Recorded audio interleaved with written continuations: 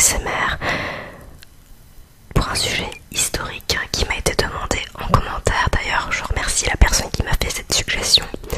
Je vais vous parler aujourd'hui du destin tragique du petit Louis XVII. Louis-Charles de France était le fils de Louis XVI et de Marie-Antoinette d'Autriche.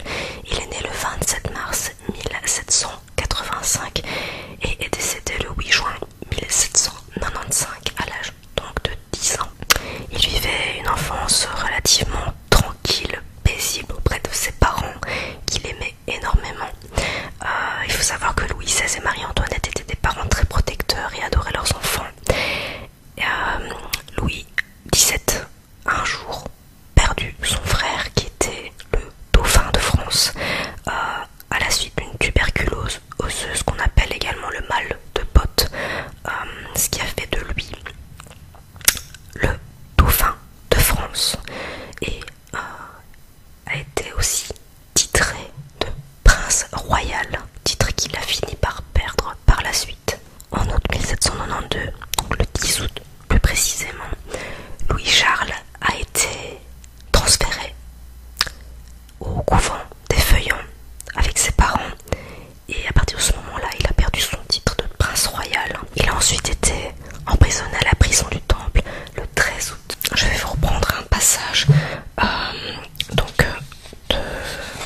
ce que j'ai trouvé sur internet.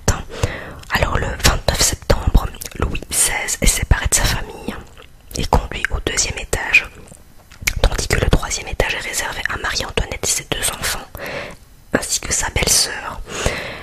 À partir du 25 octobre, l'enfant Capet est confié à la garde de son père qui poursuit son éducation avec le valet de chambre Jean-Baptiste Cléry. Séparé de sa mère qu'il peut retrouver à l'occasion de promenades, le dauphin est à nouveau confié à elle le 11 décembre lorsque commence le procès de Louis XVI.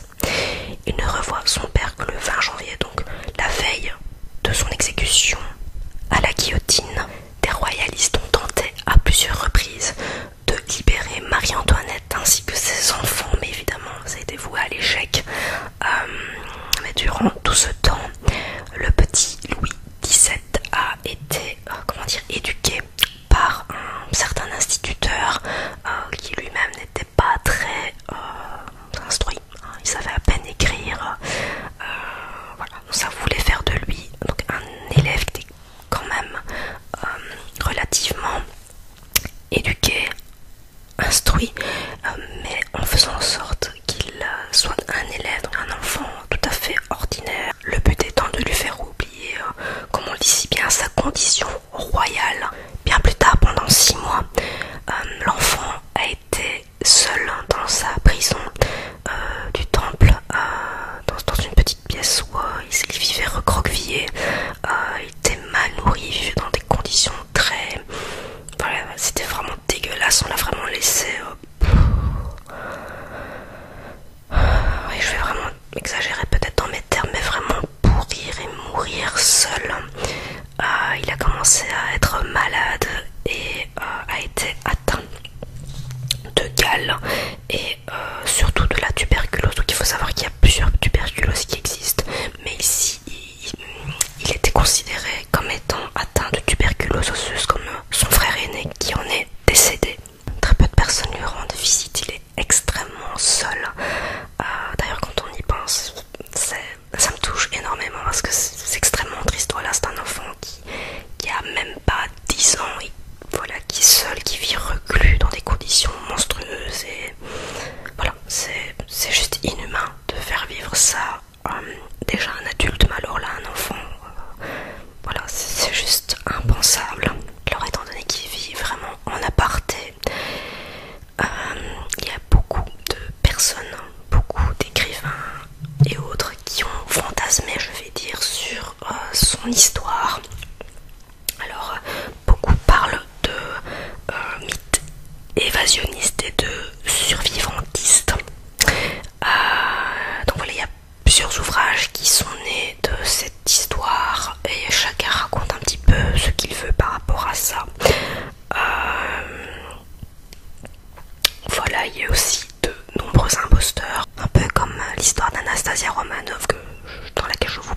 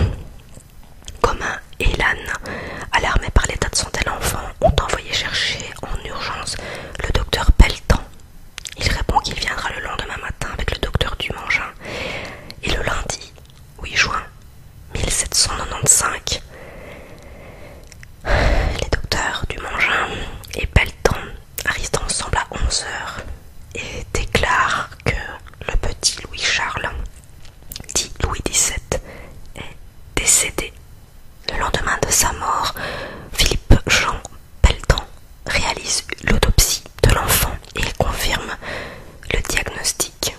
Il s'agit bien de la tuberculose qui l'a assassiné. Après l'autopsie, le corps de l'enfant a été inhumé au cimetière Sainte-Marguerite et a ensuite été recouvert de chaux vive. Les ossements, eux, n'ont jamais été retrouvés et il y aurait des morceaux de tissu, donc de vêtements qui auraient été retrouvés, donc dégagés, disent-ils, au cimetière donc Sainte-Marguerite, donc au 19e siècle, mais ils proviennent de plusieurs squelettes, dont un crâne d'un jeune adulte d'au moins 18 ans.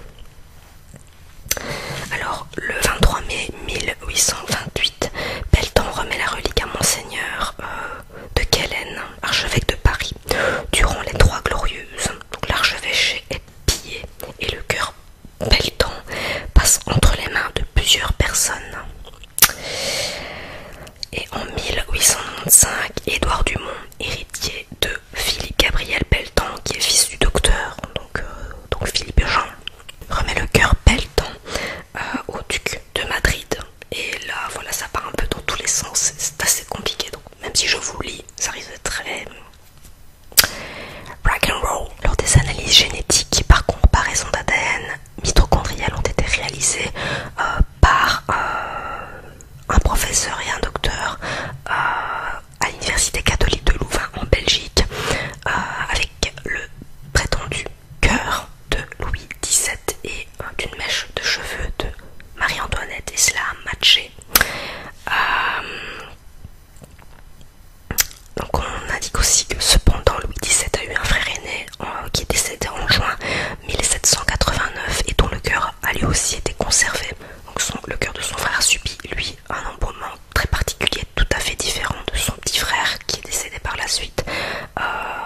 Donc pour son frère aîné, il y a eu un traitement d'embaumement très particulier, et pour Louis XVII, il aurait simplement été conservé, je veux dire vulgairement, dans de l'alcool, comme on pourrait mettre un animal, je veux dire dans du formol. Voilà, vraiment comme si on exposait ça de cette manière.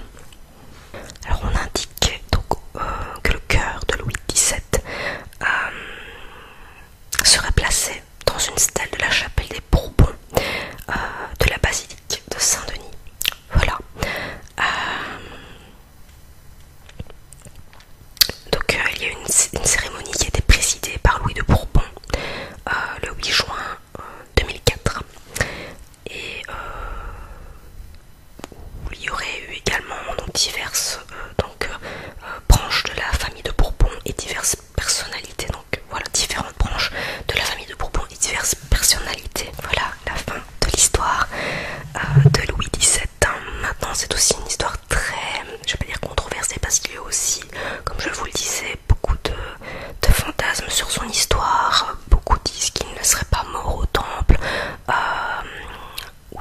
Voilà, il y a tout un tas de théories, encore une fois différentes, et c'est très compliqué de trouver un ouvrage, je vais dire digne de ce nom, en tout cas pour lesquels on peut, je veux dire de sources sûres, sur lesquelles on peut se fier. J'ai lu récemment l'ouvrage d'Hélène Becquet que je vous recommande quand même fortement de lire. Voilà, j'avais toute une proposition d'ouvrage à lire concernant Louis XVII et c'est celui-ci que j'ai choisi.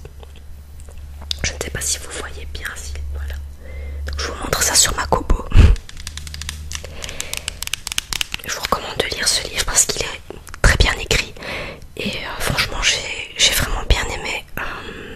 Voilà, j'ai rien d'autre à dire par rapport à ça.